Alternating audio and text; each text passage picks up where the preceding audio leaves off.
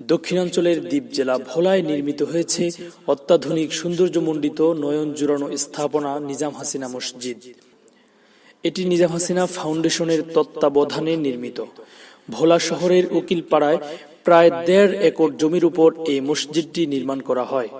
গত ৩০ ডিসেম্বর ২০১৬ শুক্রবার জুমার নামাজ আদায়ের মাধ্যমে এটির শুভ উদ্বোধন করা হয়। নিজাম হাসিনা ফাউন্ডেশনের আর্থিক সহযোগিতায় মার্বেল পাথর সহ বিভিন্ন দামি পাথর ও আধুনিক স্থাপত্য শৈলীর কারুকার্য ধারা নির্মিত ২ তলা বিশিষ্ট এই মসজিদে রয়েছে নারী ও পুরুষদের জন্য আলাদা অজুখানা এবং নামাজের স্থান।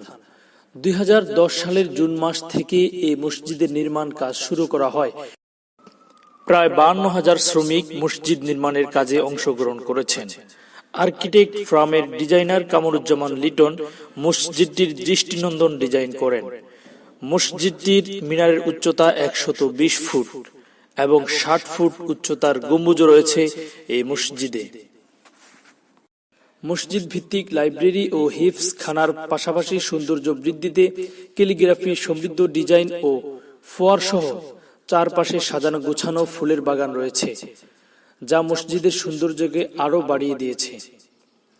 একসঙ্গে ২,০০০ মুসল্লি ধারণ ক্ষমতা সম্পন্ন এই মসজিদে এসি ও আধুনিক অজুখানা ছাড়াও সার্বক্ষণিক বিদ্যুৎ সুবিধা প্রদানের জেনারেটর ব্যবস্থা রয়েছে। সুন্দর টাইলস সমৃদ্ধ ফ্লোরের জন্য রয়েছে সুন্দর কার্পেটের ব্যবস্থা।